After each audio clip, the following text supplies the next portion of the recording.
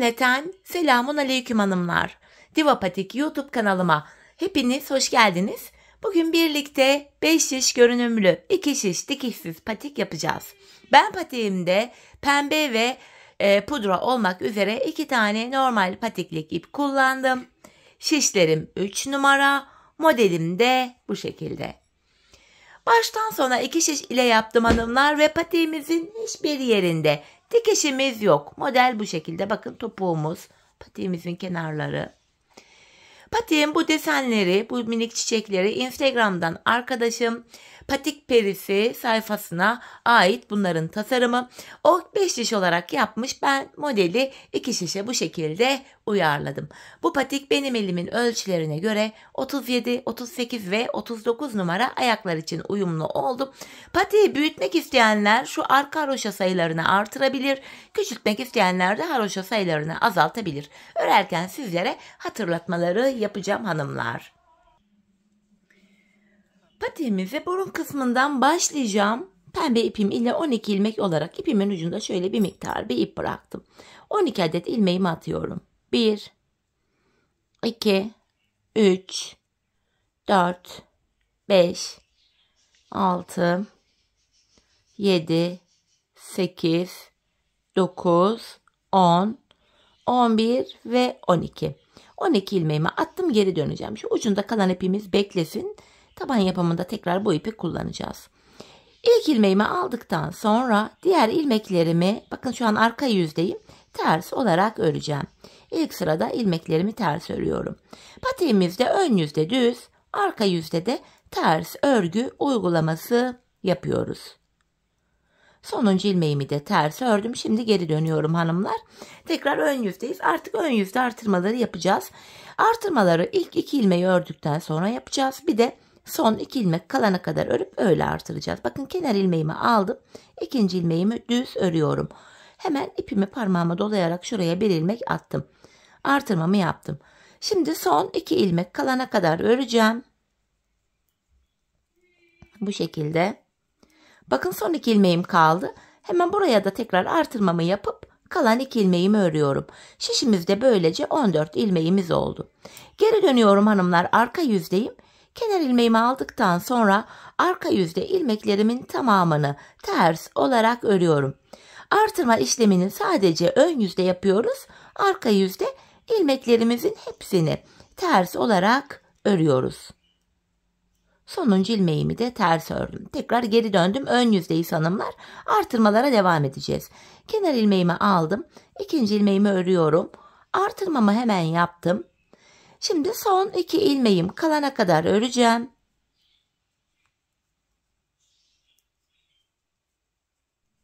Bakın son 2 ilmek kaldı. Hemen artırmamı yapıyorum ve kalan 2 ilmeğimi ördüm. 16 ilmeğimiz oldu. Geri dönüyorum. Tekrar arka yüzde hanımlar, ilmeklerin tamamını ters öreceğiz. Patiğimizin burun kısmı bu şekilde yapılacak. Ön yüzde ilk 2 ilmeği örüp artıracağız. Bir de son 2 ilmek kalana kadar örüp artıracağız. Arka yüzde de ilmeklerimizi böyle ters olarak öreceğiz. Sonuncu ilmeği de ters ördüm. Tekrar ön yüzdeyiz. Artırmalara aynı şekilde devam edeceğiz. Hanımlar, biz bu artırma işlemine şişimizde 28 ilmek olana kadar devam edeceğiz. Şimdi hep birlikte 28 ilmeğimiz olana kadar patiğimizin burun kısmını tamamlayalım, gelelim. Evet hanımlar, ben 28 ilmeğim olana kadar artırmalarımı yaptım ve geldim. Şimdi pudra ipime geçiş yapacağım. Pembe ipimiz beklesin. İlmekleri pudra ile öreceğiz. Artırma yapmayacağız. Artık 28 ilmek olarak patiğimizi örmeye devam edeceğiz. Hemen ilk 2 ilmeğimi ördükten sonra pudra ipimin ucunu şöyle pembeme düğümlüyorum, patiğim sökülmesin diye. Hanımlar, bu aşamada ön yüzdeyiz. Artırma yapmıyoruz. Gördüğünüz gibi. Ön yüzde ilmeklerimizin tamamını bu pudra ipimiz ile düz olarak örelim. Arka yüzde de yine ilmeklerimizi ters olarak örelim. Ön yüzde buluşalım. Evet hanımlar, ön yüzde düz, arka yüzde ters ilmeklerimi ördüm. Şimdi ön yüzdeyiz. Çiçeğimize başlayacağız. Toplam 5 sıradan oluşuyor çiçeğimiz ve 4 adet çiçek yapacağız buraya. Öncelikle kenar ilmeğimi aldım. İkinci ve üçüncü ilmeğimi düz örüyorum. Hemen ilk çiçeğimizi kuracağız hanımlar. Şöyle pembe ipimi aldım. İlk çiçeğimi yapıyorum. Bir pembe, bir pudra, 2 pembe. İlk çiçeğimizin tabanını ördük. Çiçek aralarına 2'şer ilmek pudra örüyorum. 1, 2. İkinci çiçeğimi yapacağım. Bir pembe, bir pudra, 2 pembe. Tekrar çiçek arasına 2 tane pudra örüyorum. Üçüncü çiçeğimi yapacağım. Bir pembe, bir pudra, 2 pembe. Çiçek arasına yine 2 ilmek pudra örüyorum. Dördüncü çiçeğimi yapacağım. Bir pembe, 1 pudra, 2 pembe. 4 tane çiçeğimizi oluşturduk ve kalan 3 ilmeğimi pudra ile örüyorum. Birinci sıramızı ön yüzde yaptık. Geri dönüyorum hanımlar. Arka yüzde modelde ikinci sıramız.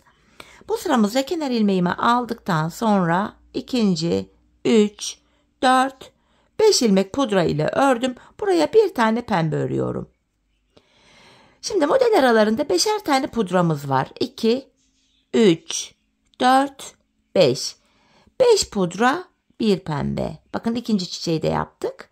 Tekrar 5 ilmek pudra örüyorum. 1 pembe, 5 pudra,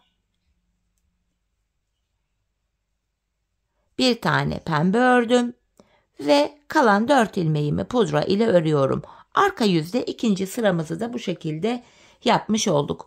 Ön yüzde çiçeğimizde 3. sıradayız hanımlar. Bu sıramızda da yapacağımız işlem şöyle. Kenar ilmeğimi aldıktan sonra 2. ve 3. ilmeğimi ördüm. Şimdi pembe ipimi alıyorum. İlk çiçeğimi yapacağım. Bir pembe, bir pudra, 2 pembe. İlk çiçeğimizi yaptım. Arada 2 tane pudram var. İkinci çiçekteyim. Bir pembe, bir pudra, 2 pembe. Yine çiçek arasına 2 tane pudra örüyorum. Üçüncü çiçeğimi yapacağım. Bir pembe, bir pudra, 2 pembe. Çiçek arasında 2 tane pudram var. Dördüncü çiçeğimizi yapıyoruz. Bir pembe, bir pudra, 2 pembe.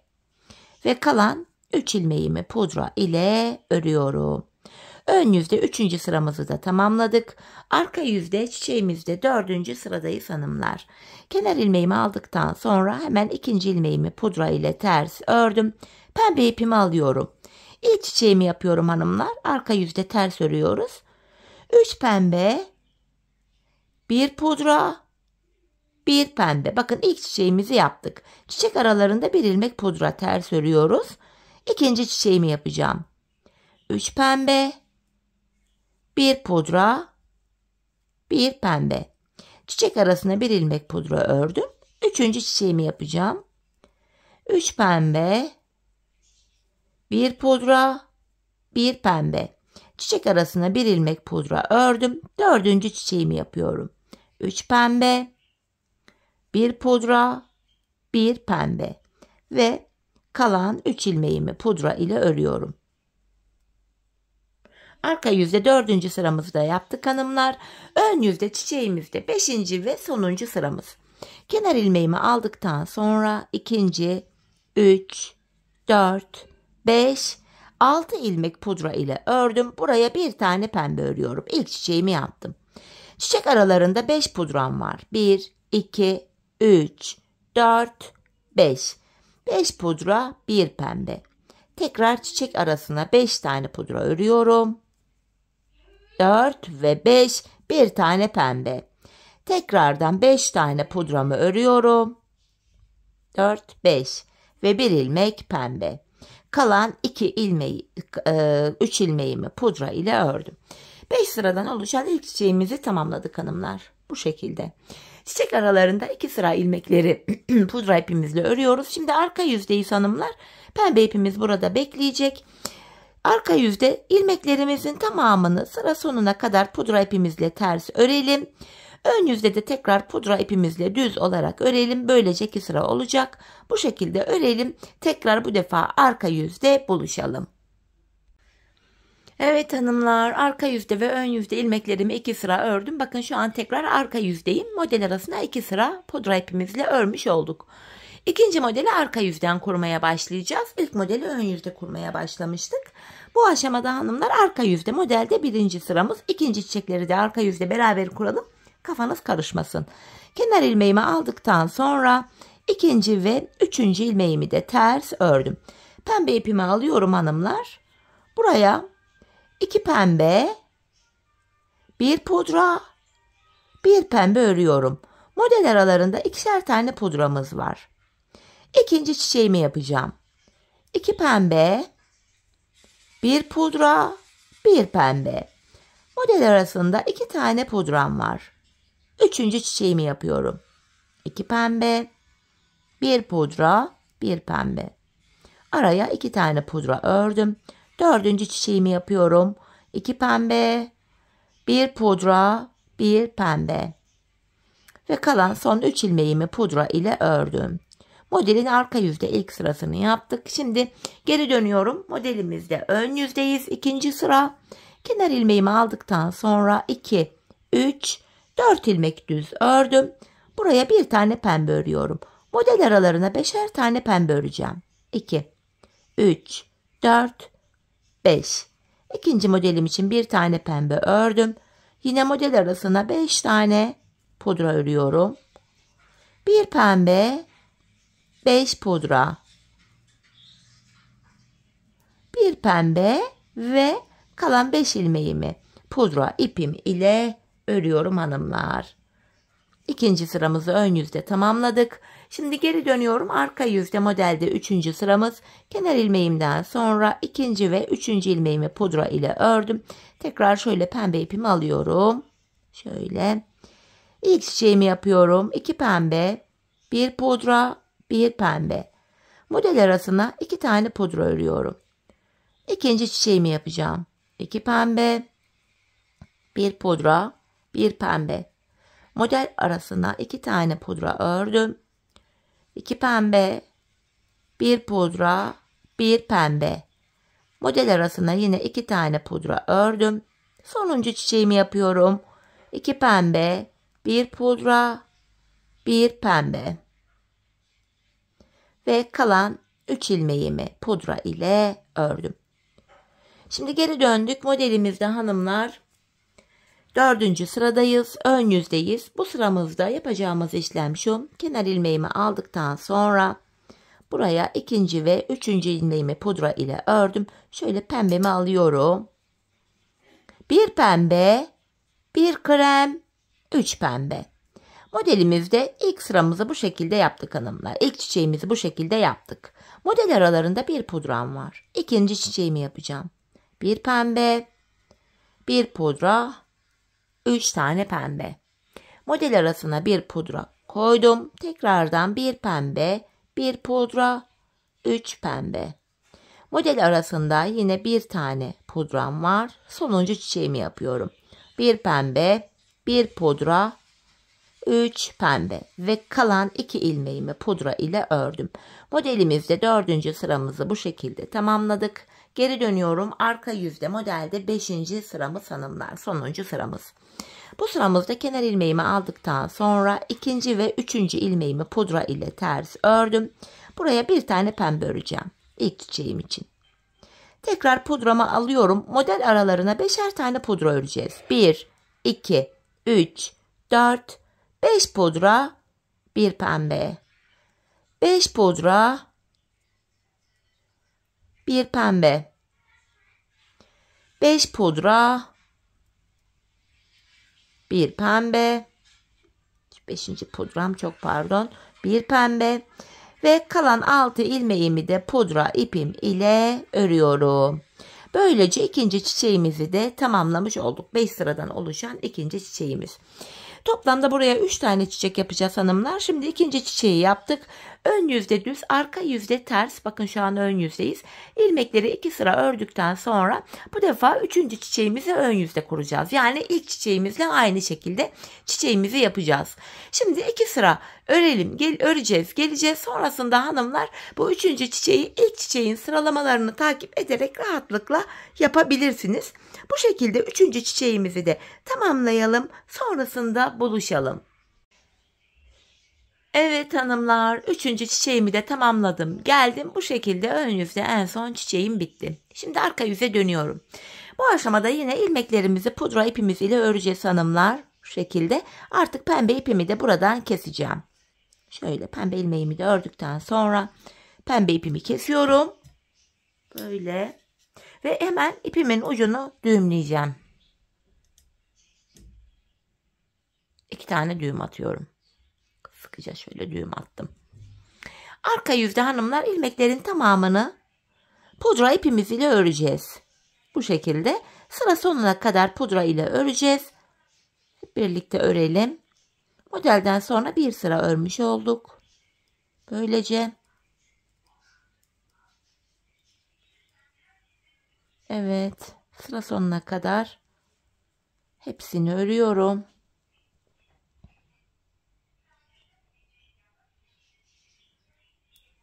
Şimdi ön yüzdeyiz hanımlar. Tekrardan ön yüzde yapacağımız işlem şu.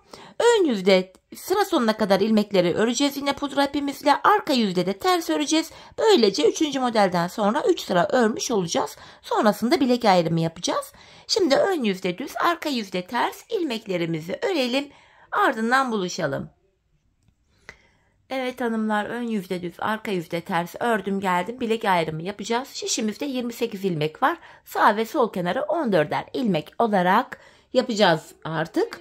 Öncelikle ön yüzdeyim. Bu kenardaki ilk 14 ilmeğimizi öreceğiz. Şu kenar ilmeği 1, 2, 3, 4, 5, 6, 7, 8, 9, 10, 11, 12, 13, 14. ilmeği örerken bakın şu öndeki 2 ilmeği alıyorum. 15. ilmekle ikisini şöyle yer değiştirdim.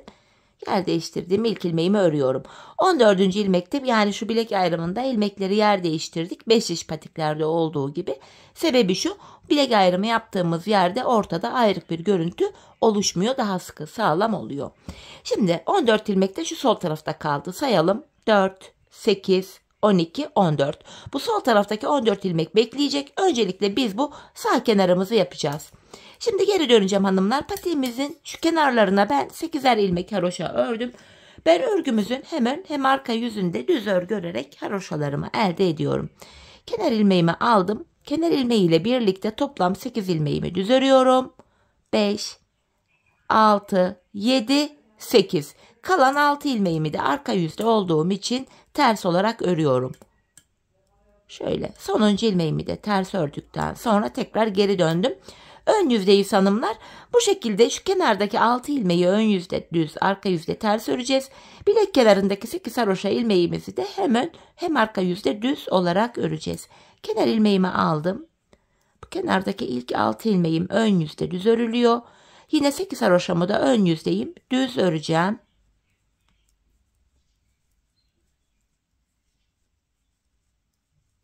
Geri dönüyorum hanımlar. Arka yüzdeyim. Kenar ilmeğimi aldıktan sonra bu kenar ilmeği ile birlikte toplam 8 ilmek haroşamı düz örüyorum. Kalan 6 ilmeğimi de arka yüzde ters örüyorum. Patiğimizin sağ kenarı bu şekilde yapılacak hanımlar. Bu sağ kenar böyle devam edecek.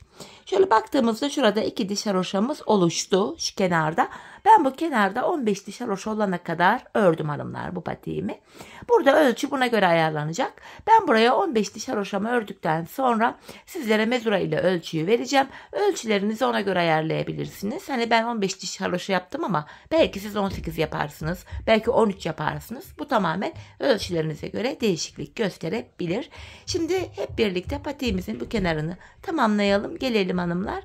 Sonra dediğim gibi sizlere mezura ile ölçüyü vereceğim. Evet hanımlar, patiğimin bu sağ kenarını ördüm geldim. 15 diş haroşam var. Şimdi sizlere mezura ile ölçüyü vereceğim. Ona göre ölçülerinizi ayarlayın. Şöyle mezuramı aldım. Burundan itibaren şöyle sıfırlayarak bakın hiç esnetip gelmedim patiği. Olduğu gibi ölçüyorum. Bakın şöyle buruna mezuramı sıfırladım. Patiğimizin boy ölçüsü şuradan uca kadar 18 santim. 18 santim olana kadar 37-38 numara ayaklar için örebilirsiniz. 40-41 numara yapacağım diyenler varsa da 19,5 santime kadar örebilir. 35-36 numara yapacak olanlar da 16,5 ya da 17 santim civarı örebilirler. Ölçü böyle alınıyor. En son 15 diş haroşamı yaptım. İpim haroşalı tarafta değil de bakın sağ kenarda kaldı. Şimdi buradaki ilmekler kaçmasın diye ilmeklerin içinden tığ yardımıyla ip geçireceğim.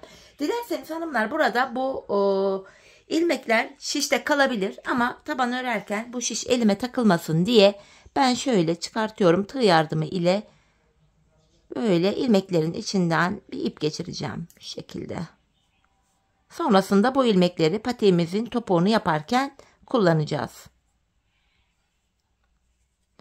Evet, ipimin ucunu da şöyle bağlayayım. Patiğin sağ kenarını tamamladık. Şimdi bu ipimi yanda biraz bırakıp şöyle kesiyorum.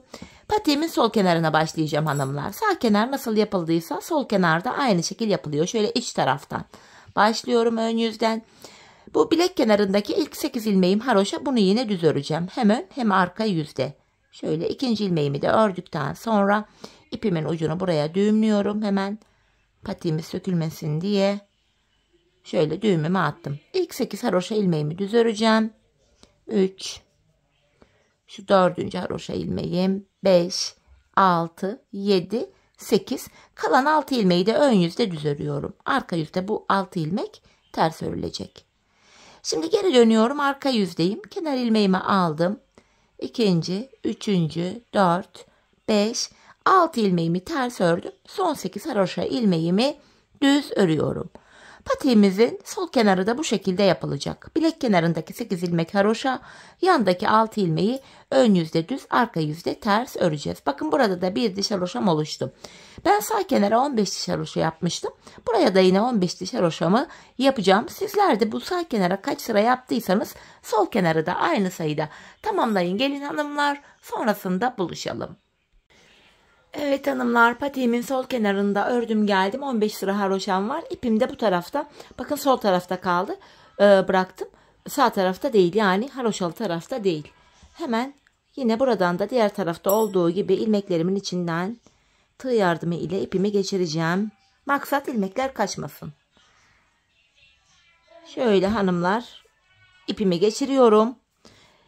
Yine buradaki ilmekler patiğimizin topuk bölümüne geldiğimizde tekrar kullanılacak. Şimdilik bekliyor.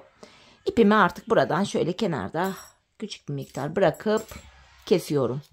Evet, patiğimizin üst bölümünü tamamladık. Şimdi burundan başlayarak tabanını öreceğiz.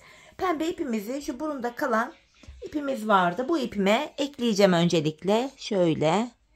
Burun kısmında yine pembe ipimizi kullanacağız hanımlar. Şöyle.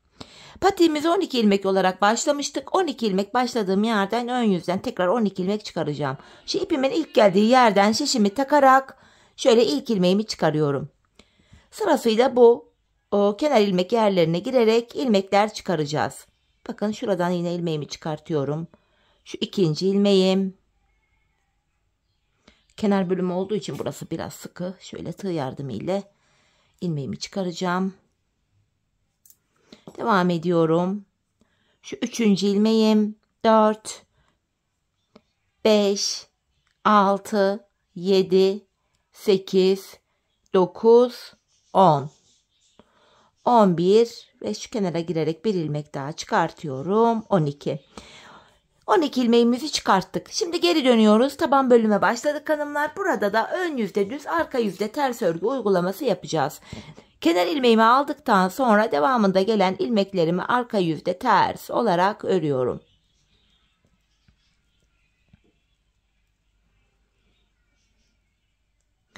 Sonuncu ilmeğimi de ters ördüm. Şimdi geri dönüyorum. Hanımlar, bu aşamada yanlardan ilmekler çıkaracağız. Hem ilmek sayımız artacak hem de patiğimizin tabanı üst bölüme eklenmiş olacak. Bakın, kenar ilmek yerlerine girerek hemen şuradaki ilk kenar ilmek yerine ilmeğin iki kanadına birden girerek şöyle bir ilmek çıkartıyorum. Bu ilmek çıkartma işlemini ön yüzde yapıyoruz. İlk ilmeğimizi ön yüzde sağ kenardan, ikinci ilmeği de ön yüzde sol kenardan yapıyoruz.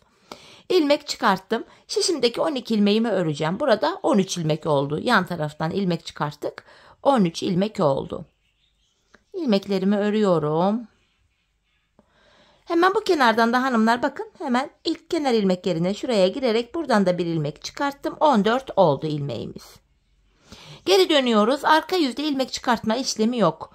Kenar ilmeğimi aldıktan sonra diğer ilmeklerimin hepsini ters örüyorum. İlmek çıkartma işlemi dediğim gibi sadece ön yüzde yapılıyor. Önce sağ, sonra sol kenardan ilmekler çıkartıyoruz.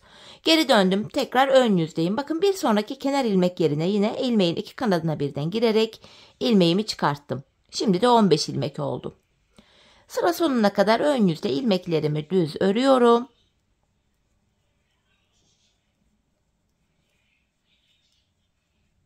Sonuncuyu da düz ördüm.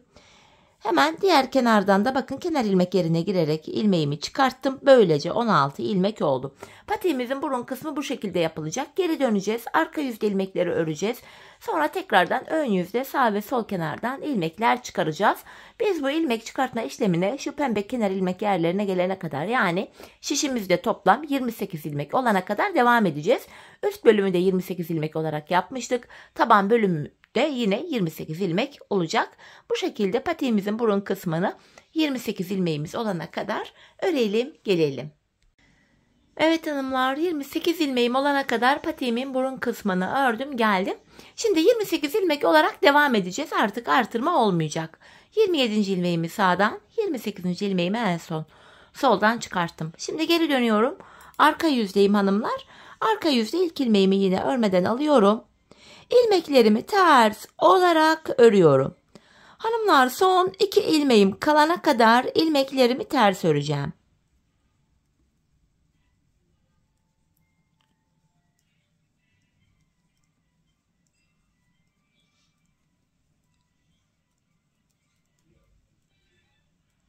Evet, son 2 ilmeğim kaldı. Hanımlar, arka yüzde olduğum için bu aşamada son 2 ilmeğimi tersten kesiyorum.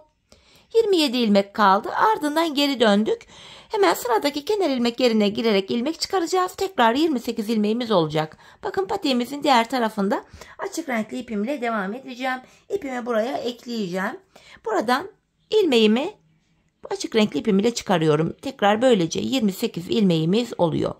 Şimdi ön yüzdeyiz. İlmeklerimizi düz öreceğiz. Hemen ikinci ilmeğimi de ördükten sonra yine buraya ipimin ucunu düğümleyeceğim. Şöyle.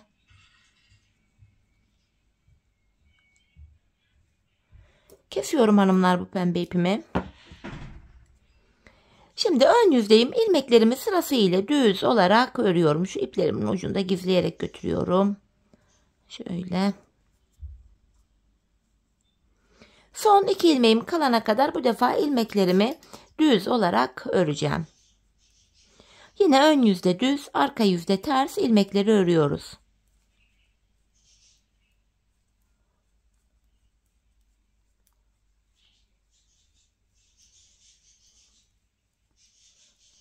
Evet, bakın son 2 ilmeğim kaldı. Ön yüzde olduğum için bu defa son 2 ilmeğimi düzden kestim. Ve bir sonraki kenar ilmek yerinden, bakın pudra kenar ilmek yerinden ilmeğimi çıkarttım. Tekrar 28 ilmek oldu. Geri döneceğiz hanımlar. Artık 28 ilmek üzerinden patiğimizin tabanı bu şekilde örülecek. Ön yüzdeysek eğer hanımlar son 2 ilmeği düzden kesiyoruz. Arka yüzdeysek de son 2 ilmeği tersten kesiyoruz ve sıradaki kenar ilmek yerinden ilmek çıkartıyoruz.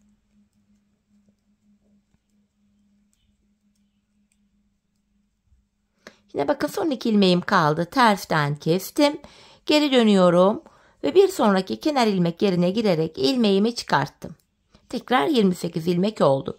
Şimdi ilmeklerimi ön yüzdeyim. Son 2 ilmeğim kalana kadar düz olarak öreceğim.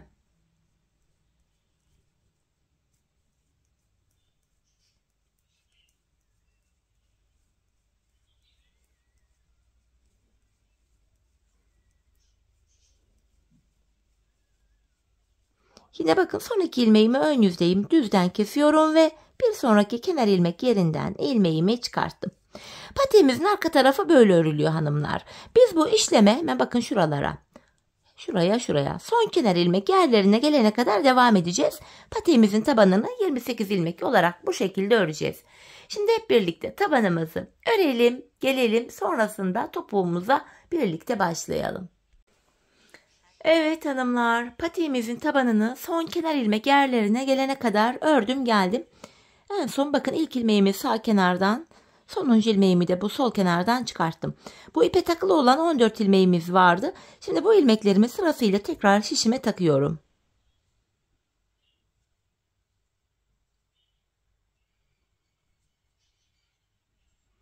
Ve bu ipi de artık çekiyorum hanımlar. Bu ilmeklerimizi de öreceğiz. Hemen şurada kesmiş olduğumuz ipucu vardı. Onu da düğümlüyorum. Şimdi bu 14 ilmeğimi öreceğim. Örmeye devam ederek gidiyorum. Şöyle.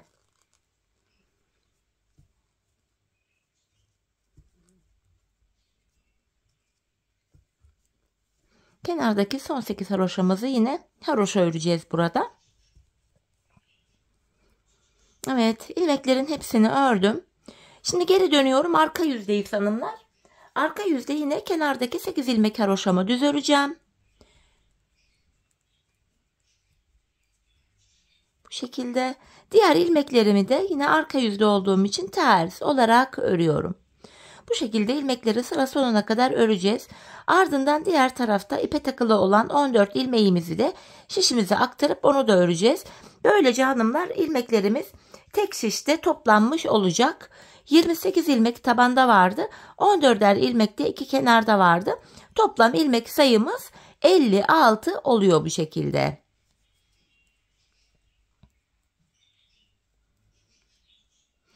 İlmeklerimi örüyorum. Sıra sonuna kadar. Şimdi buradaki 14 ilmeğimi de yine şişime takacağım. Şöyle açıyorum önce ipimi. Böyle sırasıyla hanımlar. Yine ip içindeyken takıyorum ki ilmeklerim kaçmasın diye. İpi sonradan çekiyorum. İlmeklerin içinden geçirdiğim ipi sonradan çıkartıyorum. Evet, ipimizi çekiyorum. Burada da yine ipimizin ucu vardı. Bunu da arka tarafa düğümleyeceğim tersten. Ön yüzde düğümümüz görünmesin. Yine buradaki ilmekleri de örmeye devam edeceğim. Böylece ilmeklerin hepsi tek şişte toplanacak. Son 8 ilmeğim haroşa. Bu haroşalarımı yine düz öreceğim. 56 ilmeğimizi tek şişte topladık böylece. Şimdi geri dönüyoruz. Ön yüzdeyiz. Topuğumuzu yapmaya başlayacağız. Topuk kesiminde bize kolaylık sağlasın diye sol tarafa 24 ilmek ayıracağız. Sayalım. 4, 8, 12, 16, 20, 24. 24 ilmeğin olduğu yere şöyle bir ip falan takalım hanımlar, ya da işaretleyici varsa onu da takabilirsiniz. Şöyle küçük bir ip var. Bunu şöyle bir takacağım. Yeri belli olsun diye. Şurada dursun. Şimdi topuk kesimine başlayacağız. Patiğimizin topuk kesiminde haroşalar yine haroşa olarak örülmeye devam edecek. 8 haroşamızı yine düz örüyoruz. Topukta da model bütünlüğü sağlanıyor böylece. 8 haroşamı ördüm. Ön yüzdeyim. İlmeklerimi düz olarak ve sayarak örmeye devam edeceğim. 8 haroşamı örmüştüm. 9, 10, 11, 12, 13, 14, 15, şu ipucunu da gizleyerek götürelim. 16, 17, 18, 19, 20, 21, 22, 23. İlk 23 ilmeğimi ördüm. 24. ilmekte öndeki ikisini kesiyorum. 23 ördüm. 24'te kesim yaptım. Zaten bu sol tarafa da 24 ilmek ayırmıştık. Topuğumuz için ortaya baktığımızda hanımlar işaretli yere kadar 7 ilmek kaldı. Bu 7 ilmek her seferinde birer birer kesilecek, eksilecek, bitecek ve böylece patiğimizin topuğu oluşacak. Yapacağımız işlem şu. Kesimden sonra geri döndüm. Arka yüzdeyim. İlk ilmeğimi örmeden alıyorum. Arka yüzde olduğum için ilmeklerimi ters örüyorum. Sadece kenardaki son 8 haroşa ilmeğimi düz öreceğim. 5 diş patik topuğu ile aynı teknikle aynı şekilde kesiyoruz hanımlar. Son 8 ilmeğime kadar ters ördüm. Kalan 8 haroşamı düz olarak örüyorum. Şimdi geri döndük, ön yüzdeyiz. Bir önceki sırada yaptığımız işlemin aynısını yapacağız. Yani ilk 23 ilmeğimizi öreceğiz. 24. ilmekte kesimimizi yapacağız. 8 haroşamı ördüm, sayarak gidiyorum. 9, 10, 11, 12, 13, 14, 15, 16, 17, 18, 19, 20, 21, 22, 23. 24. ilmekte yine öndeki ikisini alıyorum. Birlikte keserek örüyorum. İkinci kesimi yaptık. Bir önceki sırada şu arada 7 ilmek vardı. Şimdi bir ilmek eksildi. 6 ilmek kaldı. Kesim yaptık. Geri döneceğiz. Arka yüzde ilmekleri öreceğiz. Ön yüzde tekrar 23 ilmek örüp 24'te kesim yapacağız. Biz bu kesme işlemine şu işaretli yere gelene kadar, yani şu aradaki 6 ilmek bitene kadar devam edeceğiz. Şimdi hep birlikte topuğumuzu sizlere anlattığım gibi örelim gelelim.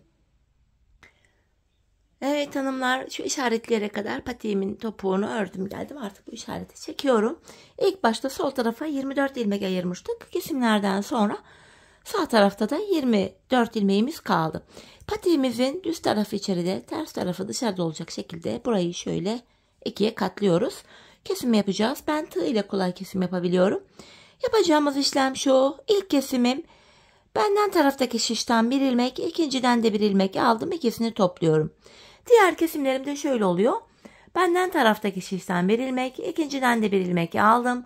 İkinci ilmeği ilkinin içinden geçirdim. Tığımdaki ilmekleri topluyorum.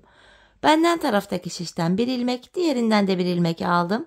İkinci ilmeği ilkinden geçirdim. Tığımdakileri topluyorum. Karşılıklı olarak şişlerimizden birer tane ilmek alıyoruz ve ikinci şişten aldığımız ilmeği ilk şişten aldığımız ilmeğin içinden geçiriyoruz.